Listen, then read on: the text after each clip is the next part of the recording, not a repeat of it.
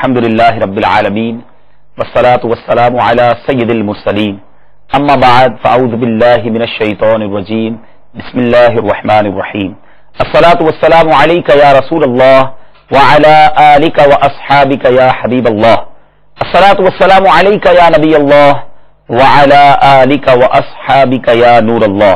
मेरे प्यारे मोहतरम इस्लामी भाइयों और मदनी चैनल के नाज़रीन, अल्हम्दुलिल्लाह अज़्ज़ा वजल एक बार फिर हम मदनी चैनल के बराह रास्त सिलसिले अहकाम तिजारत में मौजूद हैं। अल्हम्दुलिल्लाह इस सिलसिले में हमारे दरमियान मुफ्ती साहब होते हैं जिनसे हम तिजारत ही के हवाले से मुख्तलिफ अहकामात हासिल करने की कोशिश करते हैं, सीखने की कोशिश करते हैं। बाज़ औक़ात हम मुख्तलिफ मार्केट्स को फोकस करते हैं और उन शोबों से ताल्लुक रखने वाले इस्लामी भाइयों के सवालात हासिल करते हैं और मुफ्ती साहब के बड़े ही मुदल्लल और प्यारे जवाबात हमारे साथ होते हैं। अल्हम्दुलिल्लाह पिछले सिलसिले में हमने तिजारत के साथ साथ, क्योंकि तिजारत करने वालों के लिए एक बड़ा ही अहम फरीजा ज़कात के हवाले से हुआ करता है।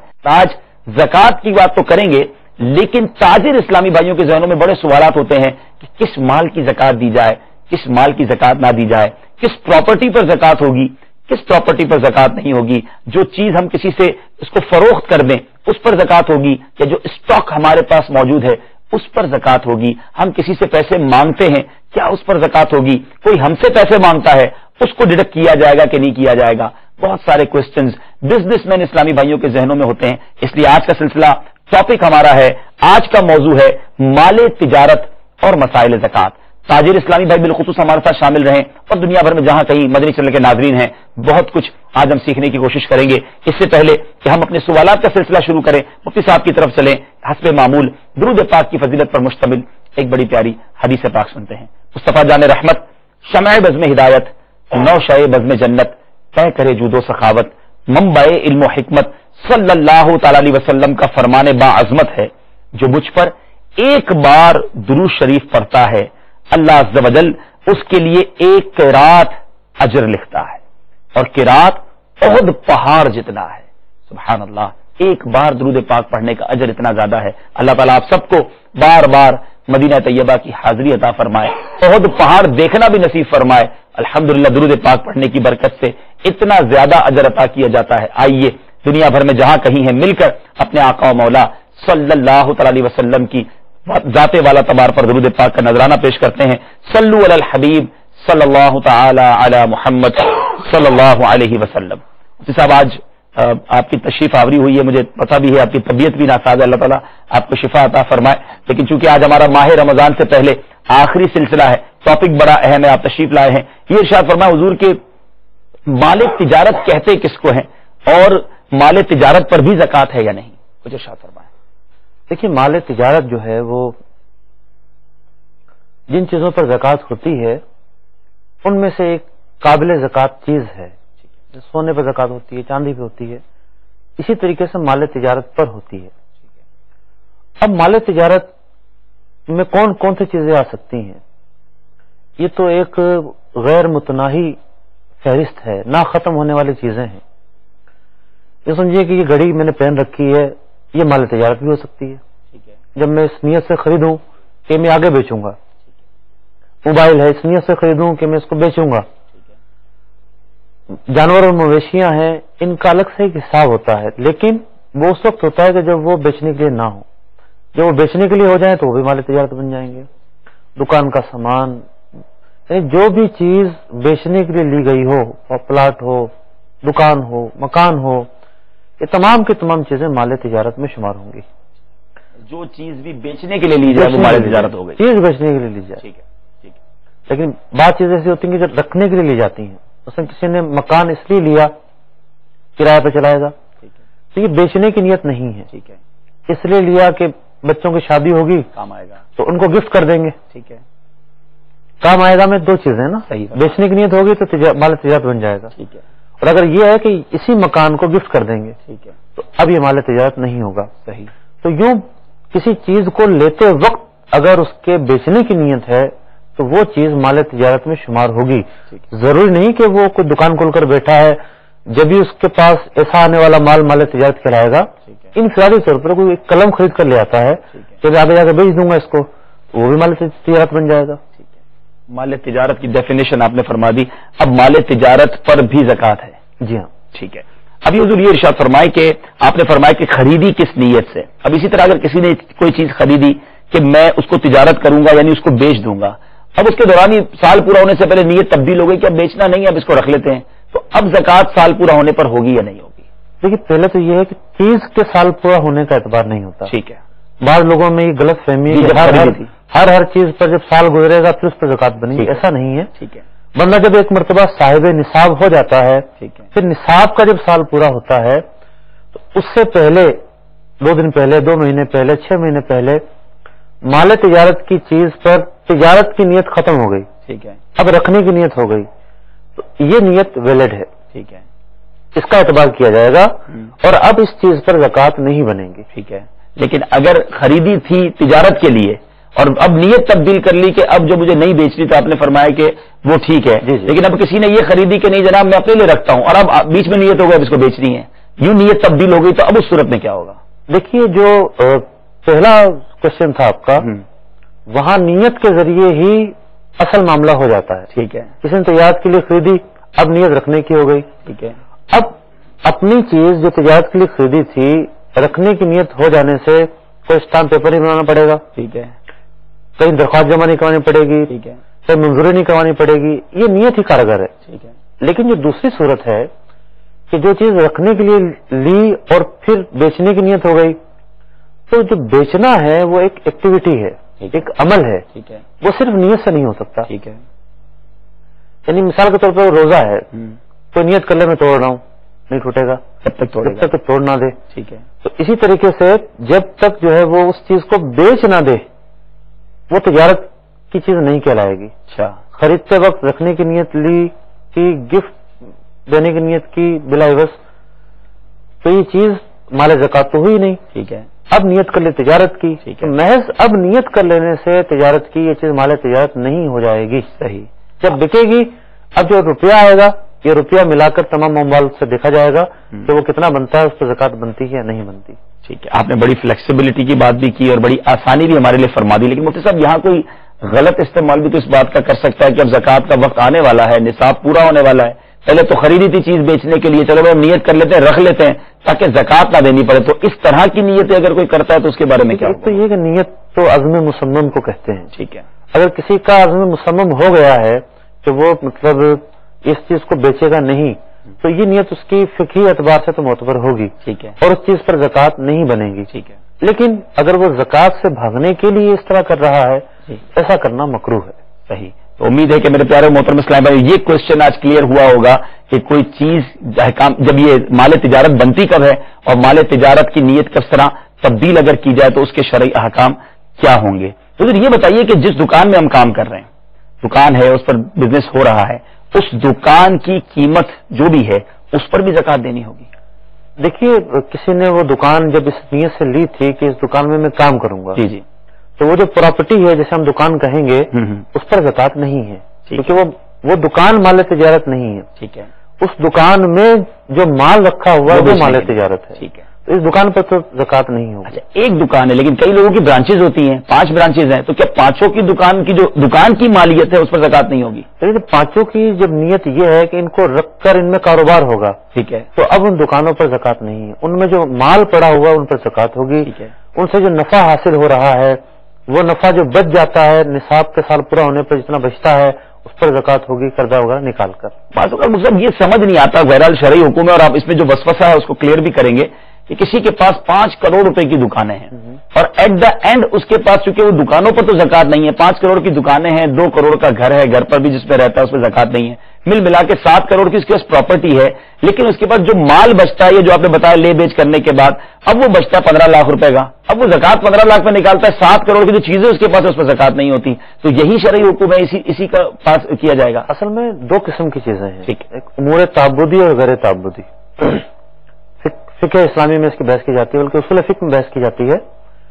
उमूर ताबुदी से मुराद ये होता है कि वो चीजें जिसका दौर मदार हमारी अक्ल और फहम पर नहीं। सही सही। शरीयत ने जो मुकर्रर कर दिया वो मुकर्रर कर दिया। क्या बात है। आप देख लीजिए वुजू को, ठीक है, जो वुजू टूटने की अलामात हैं उनके बाद सिर्फ मखसूस आज़ा के धोने का हुक्म दिया गया। सही फरमाया। तो चेहरा धोया जाए, हाथ धोए जाए, सर का मसा किया जाए और पैर धोए जाए। सही। अब अकल तो हो सकता है तकाजा करती कि बकिया जिस्म का हिस्सा भी धोया जाए। सही। इसमें कोई रद्दोबदल नहीं हो सकता, ये अमूर ताबुदी में से है। ठीक है। इसी तरीके से जो अमवाल ज़कात हैं वो उनकी तफसील सरकार दो आलम अलैहिस्सलाम ने बयान फरमाई। वाह सुभान कुरान अल्लाह। मजीद ने हुक्म दिया, डिटेल बयान नहीं की। अहादीस तैयबा में अमवाल ज़कात क्या क्या चीजें हैं इस बात को बयान किया गया। सही। दुकान की मिसाल तो बड़ी ही मतलब कि आम फहम है, इतने ज्यादा सवालात यहाँ पर नहीं किए जाते। आप इससे अंदाजा लगाइए कि डायमंड, जी जी, हीरा जो है करोड़ों रुपए का हो, अरबों रुपए का हो, सही, उस पर ज़कात नहीं है। अल्लाह। सोना जो है वो 7.5 तोला सोना हो अकेला, या कुछ सोना है कुछ चांदी है, मिलाकर चांदी के निसाब को पहुंच जाए, उस पर ज़कात है। जी जी।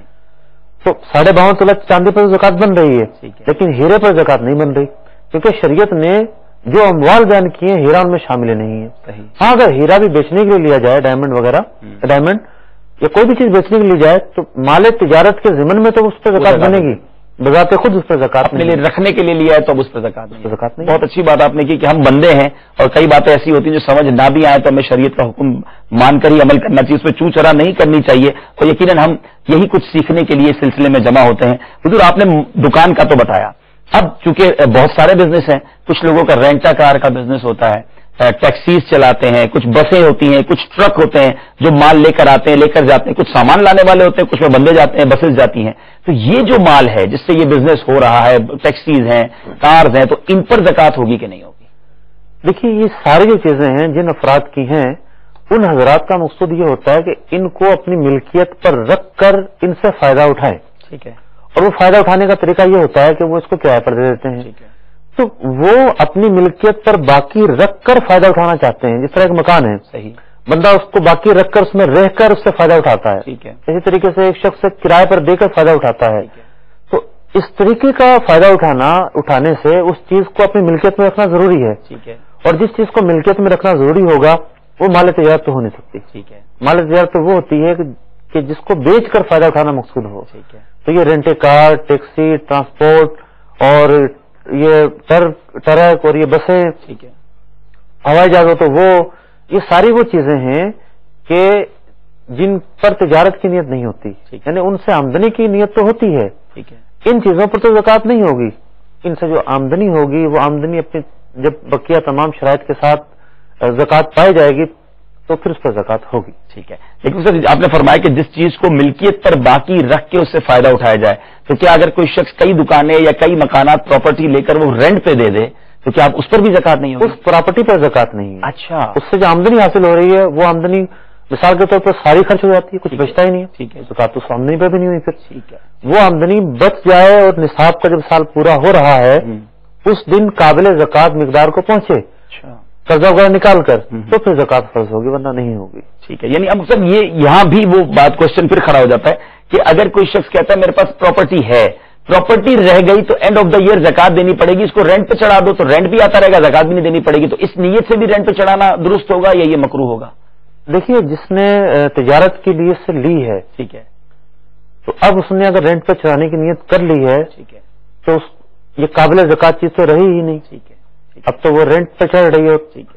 जब इसकी वाकई रेंट पे चढ़ने की नियत होगी सच्ची, तो फिर लेकिन सर ये भी देखिए, प्रॉपर्टी के बिजनेस में ये भी होता है कि रेंटेड करने के बाद भी सेल की जा सकती है।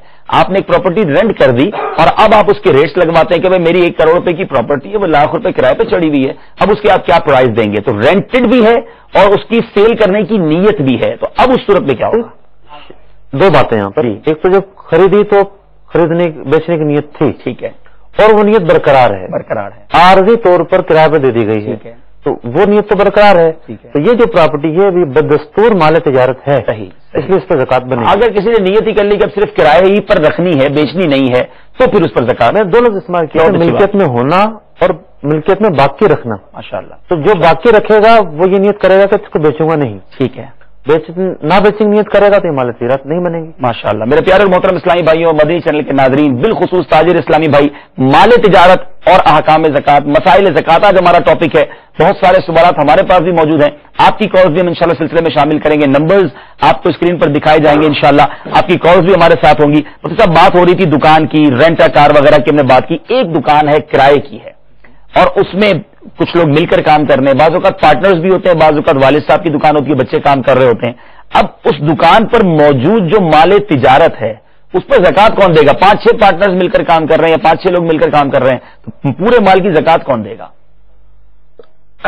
دیکھیے، جو آپ نے فیملی سسٹم کی بات کی ہے، پہلے اس پر آ جاتے ہیں کیونکہ یہاں ذرا کنفیوژن زیادہ ہوتی ہے. پارٹنرس میں تو چیزیں کلیئر ہوتی ہیں، جو شیئرز ہوتے ہیں وہ معلوم ہوتے ہیں سب کو، اس پر میں ڈیٹیل سے گفتگو کروں گا. لیکن جو گھر کے افراد مشترکہ طور پر کام کرتے ہیں، وہاں ایک بات کی تعین کی حاجت ہوتی ہے.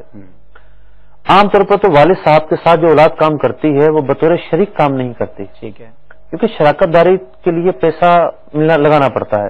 ٹھیک ہے، ہوتا ہے کہ والد صاحب کام کر رہے ہیں، بچے چھوٹے ہیں، چھوٹے سے بڑے ہو گئے، بڑے ہو کے والد صاحب کا ہاتھ بٹانا شروع کر دیا، تو یوں ہاتھ بٹانے سے وہ پارٹنر نہیں بن جاتے. ٹھیک ہے، اگر وہ 50 سال بھی والد کے ساتھ کام کرتے رہے وہ شریک نہیں بن جائیں گے، پارٹنر نہیں بن جائیں گے، سارا مال والد کا رہے گا. ٹھیک ہے، جب وہ ساری چیزیں والد کی ملکیت ہیں تو ان پر زکات نکالنا بھی شرعی طور پر ان کے والد کی ذمہ داری ہے. ٹھیک ہے، وہ تو اس مال کے مالک ہی نہیں ہے. جتنا ان کو اجازت ملتی ہے اور جتنا مطلب کہ خرچہ وغیرہ انہیں ملتا ہے وہ اس کے لینے کے تو مستحق ہیں، لیکن اس مال پر اس طرح کے تصرفات کا انہیں اختیار نہیں ہے کہ وہ اس کی زکات نکالیں. ہاں، اپنے والد صاحب کی اجازت سے نکال سکتے ہیں، بنتی والد صاحب پر اس صورت میں.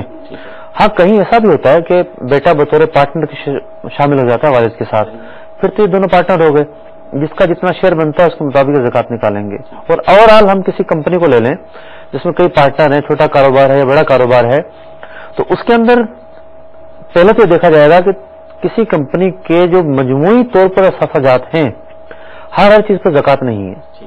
مثال کے طور پر کمپنی میں 5 لاکھ روپے کا مال ہے، اس میں جو آفس کے اندر کمپیوٹر رکھا ہوا ہے، اے سی لگا ہوا ہے، فرنیچر ہے، ان چیزوں پر تو زکات ہے ہی نہیں. جو چیز بیچنے کے لیے لی گئی ہے کمپنی کے اندر، جو مال ہے، پروڈکٹ یوں کہہ لیجیے جو ہے، اس پر زکات بنے گی. پہلے تو تعین کیا جائے کہ کس چیز پر زکات بن رہی ہے، کل اثاثہ جات کے اندر، اور کتنا نفع ان کا کیش جمع ہے. کیونکہ روپیہ رکھا ہو، سونا رکھا ہو، چاندی رکھی ہو، پرائز بانڈ رکھے ہوں، یہ جب رکھے ہوئے ہیں تو ان پر زکات ہے ہی ہے، کا استعمال کیوں کسی بھی چیز کے ہوں. یہ مال تجارت کے لیے نہ بیچنے کے لیے نہ بھی لیے ہوں تو ان پر زکات ہے ان پر. لیکن جو اشیاء ہیں ان میں تقسیم ہے کہ اگر تمہارے تجارت کی اشیاء ہیں تو ان پر زکات ہے، دیگر اشیاء پر زکات نہیں ہے. تو پہلے تو ان چیزوں کا تعین کریں گے، اس کے بعد ہر ایک اپنا پرسنٹیج دیکھے گا. تو کسی پارٹنر کا شیئر 20% ہوگا، کسی کا 30% ہوگا، کسی کا 50% ہوگا. اب یہ چاہے تو مشترکہ طور پر زکات نکال دیں. مثال کے طور پر 1 لاکھ روپے زکات نکلتی ہے، جس کا 20% شیئر ہے اس کے 20,000 روپے بنی، 30% ہے اس کی کچھ اور بنے گی، 50% والے کی کچھ اور بنے گی. تو اپنے اپنے شیئر کے مطابق جو زکات بنتی ہے نکال دیں. دوسرا طریقہ کار یہ ہے کہ یہ کام چلتا رہے، ان کے جو اپنے ذاتی مطلب کہ جو بیلنس ہے، ذاتی اکاؤنٹ ہے، یہ اپنے تجارت کی زکات بھی، اس کمپنی کی زکات بھی الگ سے نکال دیں. یہ دونوں طریقے فریقین باہم اتفاق کے ساتھ اپنا سکتے ہیں. لیکن سر یہ بتائیں کہ اگر والد بھی ہیں اور بچے بھی ہیں اور سب کا شیئر بھی ہے تو کیا اس میں والد صاحب سب کی طرف سے زکات نکال سکتے ہیں اور کہہ دیں میں نے سب کی زکات نکال دی، سب کی رضامندی ہے؟ تو اصل میں بسا اوقات تو نابالغ بھی پارٹنر بن جاتے ہیں. مثال کے طور پر کسی کی والد کی دکان تھی اور نابالغ اولاد چھوڑ کر بھی مرا، بالغ اولاد بھی ہیں، تو نابالغ کی زکات تو نہیں نکلے گی کیونکہ نابالغ پر زکات نہیں ہے، زکات بالغ پر ہے.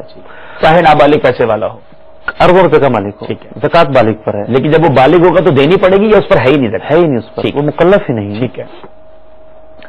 اب اگر بہت سارے پارٹنر ہیں اور والد نکالنا چاہتا ہے تو بہتر یہ کہ سب کی اجازت لے لی جائے، بتا دیا جائے کہ ہم زکات نکال رہے ہیں. ماشاء اللہ. میرے پیارے اور محترم اسلامی بھائیوں، مال تجارت پر گفتگو ہو رہی ہے. آج اس کے سوالات اور اس کے جوابات ہم حاصل کر رہے ہیں. مفتی صاحب یہ بتائیے کہ دکان پر مال پڑا ہوا ہے، بعض اوقات کئی جگہوں پر بھی مال پڑا ہوتا ہے، گوڈاؤن میں پڑا ہے، ڈائنگ میں پڑا ہوا ہے، فیکٹری میں پڑا ہوا ہے، اور اس کا حساب لگانا بڑا مشکل ہے کہ کتنا ایگزیکٹلی ہمارے پاس مال ہے، تو اس کی کیا اندازن زکات نکال سکتے ہیں؟ کوئی اس کا طریقہ بتائیے. دیکھیے، دنیا میں ہم یہ دیکھتے ہیں کہ بعض مواقع پر ایک ایک پیسے کا حساب ہوتا ہے. پورٹ پر جب مال آتا ہے ایک ایک چیز کی تفصیل دی جاتی ہے کہ جناب یہ خام مال ہے یا یہ پروڈکٹ ہے، یہ جناب کس چیز میں استعمال ہوگا، کتنا ہے، اس کی وزن کیا ہے، پرائز کیا ہے، پتہ نہیں کیا کچھ جو ہے وہ لسٹیں بنتی ہیں اور دینی پڑتی ہیں. اسی طریقے سے ہمارے ملک میں ٹیکس دینے کا رواج تو کم ہے لیکن ٹیکس چوری کا رواج زیادہ ہے. اور ٹیکس چوری کرنے کے لیے یہ جو کاروباری لوگ ہیں نہ جانے کتنے فارم بھرتے ہیں, کن کن چیزوں کا حساب کتاب کر کے جھوٹے فارم بھر کے گورنمنٹ کو مطمئن کرتے ہیں. تو ٹیکس چوری پر اتنے حساب کتاب ہو سکتے ہیں, پورٹ پر تفصیلات دینے کے لیے نہ جانے کیا کیا چیزوں کے حساب کتاب ہو سکتے ہیں. تو جہاں پر اللہ کی طرف سے جو حکم ہے اور اس حکم کی تعمیل کرنے کے لیے چیزوں پر زکوٰۃ نکالنی ہے, تو پھر اس کا حساب کتاب کیوں نہیں ہو سکتا؟ اس کا حساب کتاب کرنا بھی ضروری ہے تاکہ بد احتیاطی نہ ہو جائے, زکوٰۃ زیادہ بن رہی ہو کم نہ چلے جائے, آخرت میں گرفت نہ ہو جائے. تو جن اموال پر زکوٰۃ بنتا ہے, سال کے جس دن اس پر زکوٰۃ فرض ہوتی ہے اس سے پہلے ہی اپنا حساب کتاب لگانا شروع کر دے اور کامل احتیاط سے کام لے, غفلت نہ ہو جائے. یعنی کچھ زیادہ نکال دے تو اس میں آسانی ہے, بہتری ہے.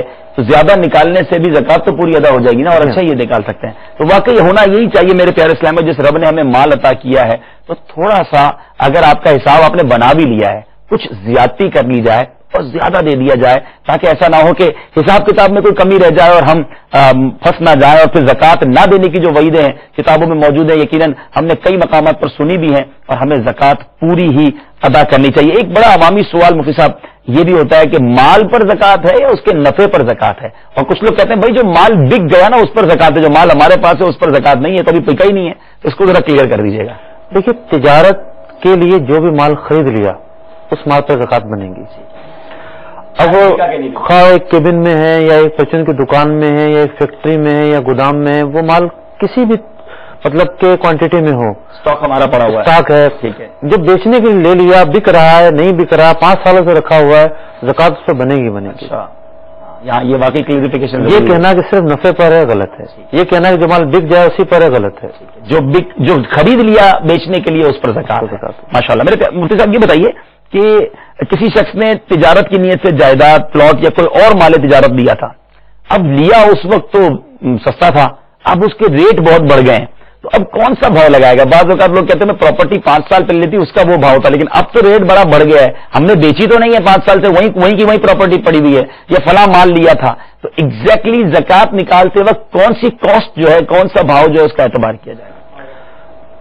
اب جو سوال آپ نے پوچھا ہے اس کا مطلب یہ ہے کہ 5 سال پہلے لیا اس کا اعتبار کریں گے, آج کی قیمت کا اعتبار کریں گے. اس کا جواب یہ ہے کہ جس دن زکوٰۃ فرض ہو رہی ہے اس دن اس پراپرٹی کی مارکیٹ ویلیو کیا ہے, گر چکی ہے تو کم پر ہوگی, بڑھ چکی ہے تو زیادہ پر ہوگی. جس دن زکوٰۃ فرض ہو رہی ہے اس دن کی قیمت کا اعتبار کر کے زکوٰۃ نکالیں گے. یعنی صرف پراپرٹی نہیں, جو کچھ مال تجارت ہے وہ اس دن کے ریٹ آئیں گے. سونے میں یہ مسائل ہوتے ہیں, ٹھیک ہے, کہ لوگ جو ہے وہ جب سونا لیا ہوتا ہے کسی نے, اب آپ اندازہ لگائیے پراپرٹی کے مال تو جو ہے نا وہ پراپرٹی کا معاملہ الگ ہے. جی, آج سے 5 سال پہلے سونا شاید 20,000 روپے تولا تھا, آج 50,000 روپے تولا ہے. تو آج 50,000 روپے تولا ہے اور زکوٰۃ نکالنی اس سال, تو اسی ریٹ کا اعتبار ہوگا. ٹھیک ہے, ٹھیک ہے, اسی ریٹ کا اعتبار ہوگا جب زکوٰۃ نکالی جائے گی. بالکل صحیح فرمایا مفتی صاحب آپ نے. اچھا, اسی طرح آپ نے فرمایا اسٹاک کے جو مال ہے جو خریدا اس نیت سے کہ وہ بیچنا ہے, تو اس مال پر بھی زکوٰۃ اب نکالنی تو ہے, لیکن دیکھیں ایک ہوتی ہے قیمت خرید اور ایک ہوتی ہے قیمت فروخت. ہم خریدتے ہیں, اگر کوئی آئٹم 10 روپے کی بیچتے 11 روپے میں, زکوٰۃ نکالنی ہے تو قیمت خرید پر نکالیں گے, یا ہمیں پتا یہ 10 روپے کا مال ہم نے لیا, یہ بکے گا 11 روپے کا, یا 11 روپے کے ریٹ والے پر ہم زکوٰۃ نکالیں گے. یہ کیونکہ کاروباری لوگوں کے پاس آپ نے بتا دیا جو کچھ مال تجارت اسٹاک ہے اس پہ زکوٰۃ نکالنی ہے, تو وہ کس ریٹ کو فوکس کریں گے؟ اصل میں ریٹ 2-3 طرح کے ہوتے ہیں. ٹھیک ہے, مثال کے طور پر ایک چاول والا ہے, وہ مل والے سے چاول لے کر آیا, ٹھیک ہے, اسے ملے 30 روپے کے. صحیح.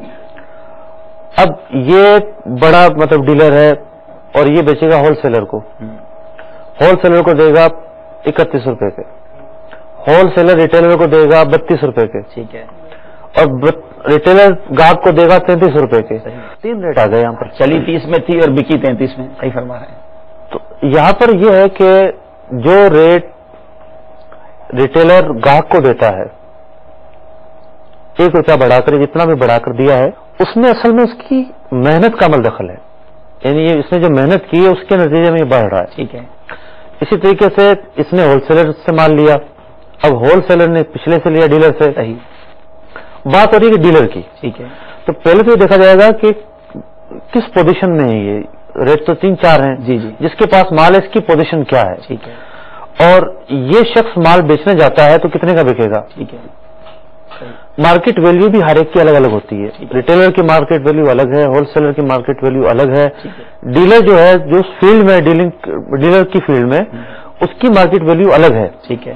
تو ہر ایک اپنی مارکیٹ ویلیو کا اعتبار کرے گا کہ بھائی یہ مال جو اس وقت میرے پاس پڑا ہے میں بیچنے جاتا ہوں تو کتنے کا بکے گا اس پہ زکات کا ریٹ لگا. جی ہاں. ٹھیک ہے. ٹھیک ہے. تو امید ہے کہ یہ الجھن بھی جو ہے وہ دور ہو چکی ہوگی. حضور یہ بتائیے کہ کیا صرف جی ارشاد فرمائیے.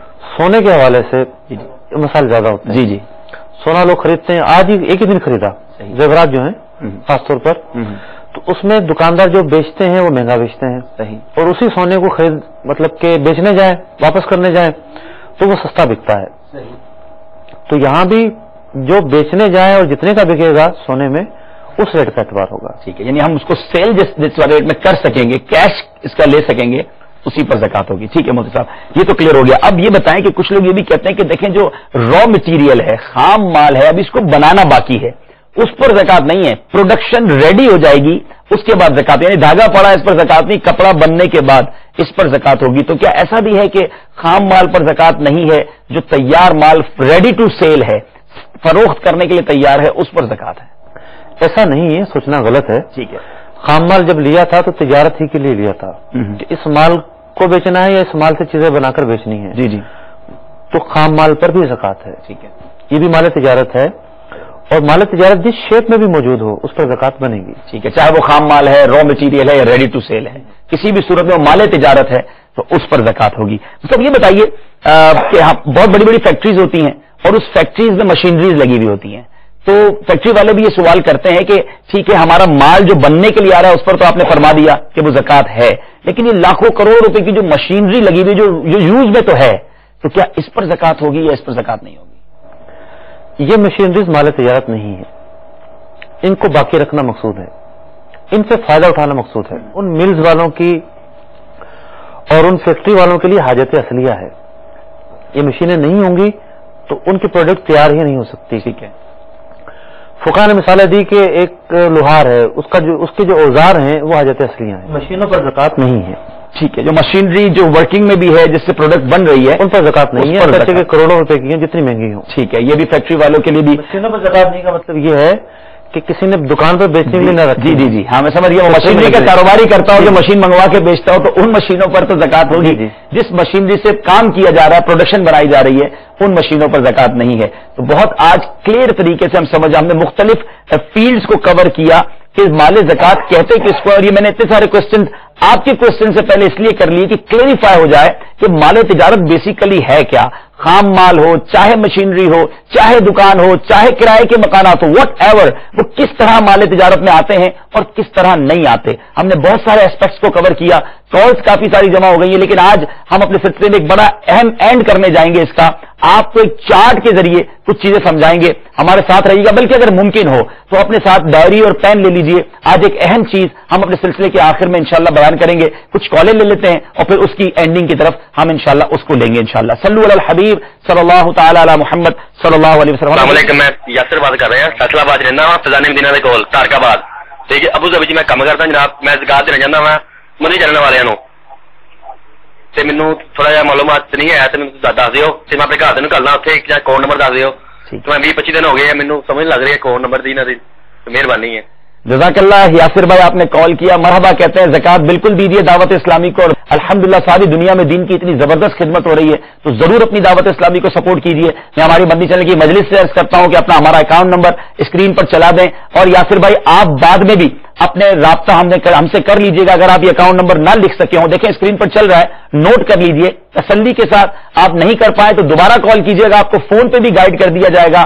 آپ جس بھی ملک میں ہوں گے ہمارے اسلام میں آپ سے رابطہ کر لیں گے. مگر صرف یاسر بھائی کیوں, دنیا بھر میں جہاں کہیں مدنی چینل کے ناظرین اس وقت یہ سلسلہ دیکھ رہے ہیں, آپ سب سے گزارش کروں گا, تمام بزنس مین اسلام سے گزارش کروں گا, یہ مدنی چینل ہی ہے, گھر بیٹھے ہمیں اتنے زبردست احکام سکھائے جا رہے ہیں. دیکھیں اسکرین پر, اس وقت اسکرین پر آپ ہمارا اکاؤنٹ نمبر بھی دیکھ رہے ہیں. یاسر بھائی آپ بھی نوٹ کر لیں, دنیا بھر میں مدنی چینل کے ناظرین بھی نوٹ کر لیں. اب آپ بتائیے, یہ مدنی چینل جس کے کروڑوں روپے کے اخراجات ہیں, وداؤٹ اینی ایڈورٹائزمنٹ, وداؤٹ کسی اشتہار کے, بغیر کسی اشتہار کے دنیا بھر کو پہنچانے کی کوشش کر رہے ہیں. مدنی چینل کا روزانہ کا خرچہ کم و بیش तकरीबन 8.5 लाख रुपए है। आप हिसाब कर लीजिए महीने का खर्च कितना और साल का खर्च कितना। तो अपनी ज़कात, अपने सदकात, अपने डोनेशन में अपनी दावत इस्लामी को बढ़ चढ़कर हिस्सा मिलाइएगा। उम्मीद रखता हूं यासिर भाई आपको भी नंबर मिल चुका होगा। मदनी चैनल के नाज़रीन भी हमें खुशखबरियां भेजेंगे कि आप भी इंशाअल्लाह अपने मदनी चैनल का साथ देंगे। एक और कॉल अपने सिलसिले में शामिल करते हैं। सल्लु अलल हबीब सल्लल्लाहु तआला अला मुहम्मद सल्लल्लाहु अलैहि वसल्लम। अस्सलाम वालेकुम वरहमतुल्लाहि वबरकातुहू। जी मेरा सवाल है कि बैंक में 1 लाख रुपया पड़ा हो तो इसकी ज़कात कितनी होगी? ठीक है जी मुफ्ती साहब, बैंक में 1 लाख रुपए हो तो इसकी ज़कात कितनी होगी? देखिए, रुपया कहीं भी पड़ा हो, अगर किसी के पास 1 ही लाख रुपया है तो कर्जा निकाल कर, हाजत असलिया निकाल कर भी 1 लाख बचता है तो फिर 2,500 रुपये ज़कात बनेगी। ठीक है मुफ्ती साहब, अब ये भी बता दीजिए कि हम कई जगहों पर चीजें पड़ी होती है ना, बैंक में भी पड़े हैं, घर में भी पड़े हैं, कारोबार में भी लगे हुए हैं, अच्छा कुछ देने भी हैं, कुछ कमेटियां डली हुई हैं, तो कोई प्रोसीजर समझा दें हमें कि किस तरह ज़कात निकाली जाए। बाज़ औक़ात होता है हमारे पास घर में जो उसकी ज़कात निकाल देते हैं माल को भूल जाते हैं, माल की निकाल देते तो बैंक को भूल जाते हैं, बैंक का काम करने पे तो कुछ कमेटी आने वाली होती है। तो कोई एक ऐसा फार्मूला बता दें कि पूरी की पूरी हमारी ज़कात अदा हो जाए। हमारे इस्लाम भाई का भी सवाल है, हमारी रहनुमाई हो जाएगी। आप कहना चाह रहे हैं ज़कात कैलकुलेशन फॉर्म समझा दीजिए। जी कैलकुलेशन फॉर्म हमें बता दें, हमें कुछ डिफाइन कर दें, हम बड़ी आसानी से समझ। आप जरा स्क्रीन पर लगवाएं तो चैनल के नाज़रीन के लिए हम एक फॉर्म पेश कर रहे हैं, नोट कीजिएगा। मुफ्ती साहब की बड़ी प्यारी कोशिश है, हमारा दारुल इफ्ता के इस्लामी भाइयों की भी कोशिश है और इंशाल्लाह ये हमें बताएंगे कि किस तरह अपनी ज़कात को कैलकुलेट किया जाए। नाउ द टाइम इज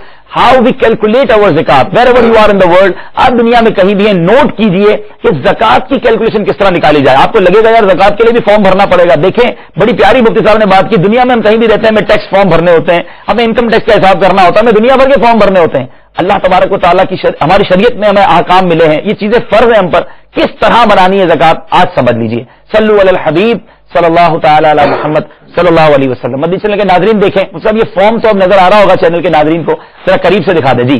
हम सब आप बयान करते चले जाएं कि ये किस तरह भरेंगे। देखिए 3 बातें हैं। एक तो ये है कि ज़कात आपके पास जो अमवाल हैं उनमें ज़कात बनती किस किस चीज पर है। ठीक है, सबसे पहले उसका तयन करें। तो यहाँ 2 टेबल हैं। ठीक है, एक टेबल में उन चीजों की फहरिस्त है जिन पर ज़कात बनती है। ठीक है, मतलब सोने पर ज़कात बनती है, ठीक है, चांदी पर, मुल्की गैर मुल्की करेंसी पर, ठीक है, बैंकों में जमा शुदा रकम पर। ठीक है, किसी ने जमा करवाया 1 लाख रुपए, अल्लाह ना करे वो सूदी रकम, मतलब कि सूदी खाता खुलवा दिया उसने। ठीक है, तो सूदी रकम के इजाफे का एतबार नहीं है, जो एक्स्ट्रा हो चुका है वो नहीं, जो असल है वो असल। ठीक है, प्राइज बॉन्ड किसी के पास है। ठीक है, जरा ऊपर करें इसको। ठीक है ना, सोना हो गया, चांदी हो गया, इसी तरह करेंसी हो गई। आपने करेंसी में डिटेल बता दी, प्राइज बॉन्ड है। ठीक है, फिर जो नौकरी पेशा लोग होते हैं उनकी तनख्वाह की कुछ रकम प्रोविडेंट फंड में जमा होती रहती है। ठीक है, ठीक है, वो भी रकम इनकी अपनी है, वो भी शामिल करेंगे, वो भी शामिल होगी। ठीक है, उसके बाद लोग बीसी भर रहे होते हैं। ठीक है, नीचे कीजिएगा जरा, थोड़ा सा ऊपर रखिएगा भी इसको। ठीक है, आप पूरे चार्ज ले लें। ठीक है, बीसी भर रहे होते हैं लोग। ठीक है, फिर यह है कि माल तजारत पर आ जाए। ठीक है, खाम माल है, तैयार शुदा माल है, तजारती प्लाट है, फ्लैट्स हैं, कारोबार में शराकत के जरिए जो काबिल ज़कात चीजें हैं। ठीक है, इन सब की एक फहरिस्त बना ली जाए। ठीक है, 6 चीजों पर ज़कात फर्ज है। ठीक है, सोना, चांदी, रुपया, प्राइज बॉन्ड, माल तिजारत और चराई के जानवर। ठीक है, काबिल ज़कात चीजें कितनी हैं आपके पास, सबकी लिस्ट बना ली जाए। मिसाल के तौर पर ये 5 लाख रुपए की बनती हैं सारी चीजें। ये एक मिसाल के तौर पर हमने 5 लाख की है। ठीक है, लेकिन मैंने कहा 3 चीजें हैं। एक तो वो चीजें अलग करनी है जो काबिल ज़कात नहीं है, ठीक है, वो अलग कर दी। ठीक है, उन चीजों की लिस्ट बना ली जो काबिल ज़कात हैं, जिन पर ज़कात बनती है। ठीक है, और उनकी मिकदार बनी 5 लाख रुपए। ठीक है, लेकिन कुछ बंदे के जिम्मे किसी और का कर्जा है, कुछ देना बाकी, पेएबल होते हैं, उसको देने पेएबल। ठीक है, अब उसकी लिस्ट बना लीजिए। ठीक है, मसलन ये लायबिलिटीज की लिस्ट आ गई। जी, ठीक है, कर्जा लिया हुआ है, उसको वापस लिख लेंगे करना। जनाब इतना वापस करना है ठीक मैंने। है, दुकान वगैरह की अशिया, या किसी ने जो है वो अपना दुकान बुक कराई है, मकान बुक कराया है, तवील मुद्दत पर जो है वो उसने मकान खरीदा था, किस्त उसकी देनी है, वो अलग कर ले। कमेटी बहुत सारे लोग वसूल कर लेते हैं। ठीक है, मिसाल पहली दूसरी कमेटी खुल गई, अब बाकी देना बाकी 50,000 रुपए की। ठीक है, वो ले ली, लेकिन बकाया देना बाकी है। ठीक है, तो ये बकाया जात में आएंगे, वो सारी किस्तें माइनस हो जाएंगी। ठीक है, लिखने इतनी किस्तें मैंने देनी है। ठीक है, जो बिल करंट महीने के हैं ठीक है, वो लिख लें, ये हजरत असलिया में शुमार होंगे। ठीक है, इसी तरीके से मुख्तलिफ पार्टियों को अदायगी करनी है ठीक है, कि जनाब उस का माल मैंने लिया था उसको इतने देने हैं, उसको इतने देने हैं, ब्रोकर को इतने देने हैं। इसी तरीके से मुलाजिमीन की तनख्वाहें देनी है जो उस महीने की है, उस महीने की। फिर गुज़िश्ता साल की जो ज़कात अदा नहीं की थी, अगर किसी ने नहीं, मिसाल के तौर पर किसी के पास सोना है, ठीक है, और वो सोना बन रहा है 75,000 रुपए, मिसाल के तौर पर 2 लाख रुपए का, ठीक है, अब पिछले साल इस पर ज़कात नहीं निकली, सही, तो 5,000 रुपए तो वो चले गए पिछले साल के। ठीक है। अब तो उस सोने की मलियत रहेगी 1,95,000 रुपए। उस पर ज़कात नहीं। अब यहाँ लिखने 5,000 रुपए पिछले ज़कात के मुझ पर कर्ज हैं, मैंने देने हैं। तो ये जो देने हैं, जो बकाया जात हैं इसके जिम्मे, इसका हिसाब बन गया मिसाल के तौर पर 3 लाख रुपए। ठीक है। तो अब जिस चीज पर ज़कात बन रही है वो गोया के 2 लाख रुपए की है। ठीक है। और 5 लाख में से 3 लाख माइनस कर दिया, ये चार्ट आ गया मतलब। जी जी। यानी कुल माले ज़कात रकम हो गई 5 लाख, मिनहा शुदा रकम 3 लाख, काबिल ज़कात रकम 2 लाख। अभी 2 लाख पर ज़कात निकालने का फार्मूला ये है कि कुल रकम को 40 से तकसीम कर दिया जाए। ठीक है।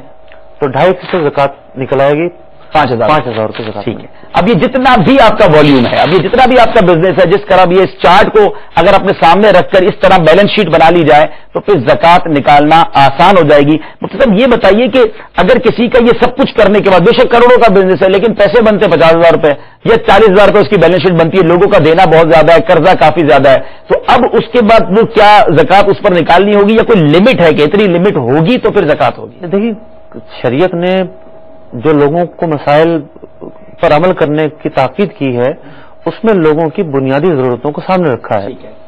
तो कर्जा और हाजत असलिया, इसको ज़कात के अंदर बहुत ज्यादा फोकियत दी गई है। ठीक है। कि ज़कात निकालते वक्त ये नहीं कि जितनी अमाउंट है उस पर ज़कात हो जाएगी। सही। पहले जो हाजत असलिया उसको अलग करेंगे, उसके बाद जो आपने लोगों को कर्जा देना उसको अलग करेंगे।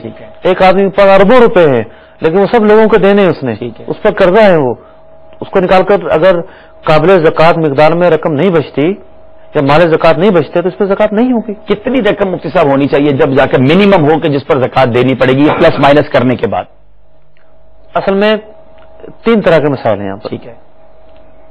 सोना और चांदी, इसका एक अलग निसाब है। ठीक है। सोना 7.5 तोला हो, चांदी 52.5 तोला हो। ठीक है। माल तिजारत, प्राइस बॉन्ड और करेंसी, ठीक है, ये मातहत हैं चांदी के। ठीक है। चांदी 52.5 तोला बनती है निसाब इसका। ठीक है। तो माल तिजारत, प्राइस बॉन्ड और करेंसी, ठीक है, जब 52.5 तोला चांदी की मालियत को पहुंचेंगे तो उस रकम पर ज़कात फर्ज हो जाएगी। ठीक है। ठीक है। तीसरी चीज है चराई के जानवर। ठीक है। इनका एक अपना हिसाब है, उनका अलग हिसाब। अब चौथी चीज एक और ये है कि जिन चीजों पर ज़कात है, ये 5 चीजें, ये सभी हैं लेकिन अपनी मुकर्ररा मिकदार से कम है। ठीक है। मसलन सोना 1 तोला है, ठीक है, फी जमाना 50,000 रुपए का बनेगा। ठीक है। कैश 10,000 रुपए है। ठीक है। और चांदी 50 तोला है। ठीक है। इन सबको मिलाकर 1 लाख रुपया बन जाता है। ठीक है। तो चांदी का निसाब मुकम्मल हो रहा है। ठीक है। उसकी अमाउंट आजकल बनती है कोई 63 से 65,000 के दरमियान। ठीक है। तो सब चीजें जब कम कम होंगी तो फिर चांदी के निसाब को पूरा करेंगे। मिनिमम अगर चांदी वाला निसाब भी पूरा सब चीजों को मिला के हो जाए तो ज़कात फिर देनी होगी। ठीक है। मेरे प्यारे इस्लाम भाई, हो सकता है आप सोच रहे हो कि चार्ट नजर तो आया लेकिन हम सब चीजें समझ ना सके या नोट ना कर सके, ये मुश्किल भी हमारी हल हो चुकी है। मकतबतुल मदीना ने ये चार्ट तमाम इस्लामी भाइयों के लिए शाया कर दिया है। मैं उम्मीद रखता हूं शायद ये वेबसाइट पर भी आ चुका हो, अगर आ गया है तो वेबसाइट का एड्रेस भी बता दें, वरना मकतबतुल मदीना से 2 रुपए कीमत में फकत हमारे यहाँ तो ये जारी किया जा चुका है। ये चार्ट भी है जिसमें दावत इस्लामी के अल्हम्दुलिल्लाह बहुत सारे तरगीबात भी लिखी हुई है। ज़कात कौन ले सकता है ये भी इस पर मौजूद है। अल्हम्दुलिल्लाह दावत इस्लामी के मदनी कामों की झलकियां भी और दावत इस्लामी के अल्हम्दुलिल्लाह अकाउंट नंबर्स भी हैं। तो ये फॉर्म तो बहुत प्यारा है, हर इस्लामी भाई को लेना भी चाहिए। जहां जिम्मेदारान मुझे सुन रहे, वेबसाइट पर इसका मतलब आ चुका है, वेबसाइट एड्रेस है, तो बिल्कुल इसको प्रिंट आउट कर लें ऑल ओवर द वर्ल्ड और जिम्मेदारान जाकर लोगों को तकसीम करें।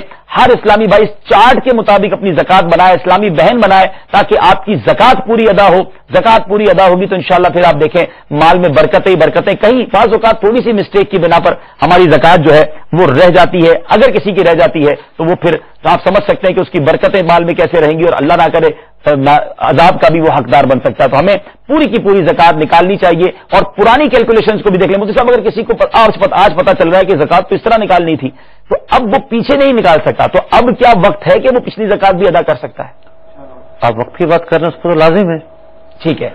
ہر صورت میں وہ تو ایک اس کے ذمہ قرضہ ہے اللہ کی طرف سے، ادا کرنا ہی کرنا ہے، اور اس کا پورا حساب بنائے اور اس کی زکات ادا کر دے۔ دیکھیں اس میں یہ بھی ہوگا کہ آپ کو کیلکولیشن کرنے میں کچھ دقت ہوگی، تو آپ یہ بھی نہ گھبرائیں۔ الحمدللہ دعوت اسلامی نے یہ مشکل بھی آسان کر دی ہے۔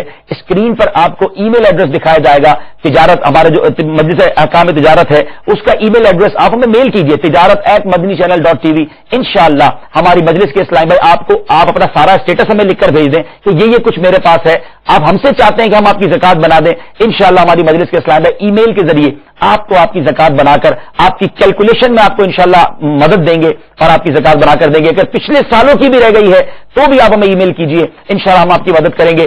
فون نمبرز آپ اسکرین پر دیکھیں گے شرعی رہنمائی کے لیے، آپ فون پر کوئی الجھن دور کرنا چاہتے ہیں ان نمبرز پر بھی آپ رابطہ کر سکتے ہیں۔ مفتی صاحب بات ہو گئی زکات نکالنی ہے، کتنی پیسوں پہ زکات نکلے گی، مال تجارت کیا ہے، زکات دیں کس کو، یہ تھوڑا سا ڈیفائن کر دیں کہ زکات دینی کس کو ہے اور وہ زکات لینے کا مستحق کون ہے۔ اور بعض اوقات یہ بھی ہوتا ہے مفتی صاحب پتہ نہیں چلتا کہ یہ زکات اس کو دی جا سکتی ہے کہ نہیں، تو تھوڑا سا بتائیں کہ ہم نے کہاں تک جج کرنا ہے۔ ہر آدمی کے بارے میں تو نہیں پتا کہ اس کے بعد 63,000 سب چیزیں ملا کے اپروکسیمیٹلی ہے کہ نہیں، تو ہمیں کہاں تک ڈیپ میں جا کر اس کو کلیریفائی کرنا ہے اور پھر زکات دینی ہے۔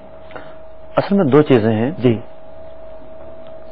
کسی کے چھپے معاملات ظاہر ہو جائیں تو بہت مشکل ہے، ٹھیک ہے، اتنا ہے کہ ہم معلومات کر سکتے ہیں، اور معلومات کرتے وقت کس مقدار کو سامنے رکھنا ہے اس کا فارمولہ ہم بیان کر سکتے ہیں۔ صحیح، اس فارمولے کو سمجھنے سے پہلے میں عرض کرتا چلوں کہ زکوٰۃ جو ہے ایک مخصوص طبقے کے لیے ہے، سب کے لیے نہیں ہے۔ ٹھیک ہے، شریعت نے ایک لکیر کھینچ دی ہے غربت کی کہ اس لکیر سے نیچے جو ہوگا اسے زکوٰۃ دی جائے گی، اس لکیر سے جو اوپر ہوگا اسے زکوٰۃ نہیں دی جائے گی۔ ٹھیک ہے، لائن آف پاورٹی شریعت نے بھی دی ہے۔ ٹھیک ہے، ٹھیک ہے، اب جو اس کا خیال نہیں رکھتا وہ ان لوگوں کا حق مارتا ہے۔ ٹھیک ہے، بعض لوگ صرف جو ہے اپنی رشتہ داری کی بنیاد پر، اپنے تعلقات کی بنیاد پر ایسے لوگوں کو زکوٰۃ دیتے ہوئے جھجک محسوس نہیں کرتے جو مستحق ہی نہیں ہوتے۔ صحیح، رونا دھونا دیکھ کر، مشکلات دیکھ کر زکوٰۃ دے دیتے ہیں انہیں۔ صحیح، یہ جو شرائط میں بیان کرنے لگا ہوں، یہ شرائط جس شخص میں پائی جائیں گی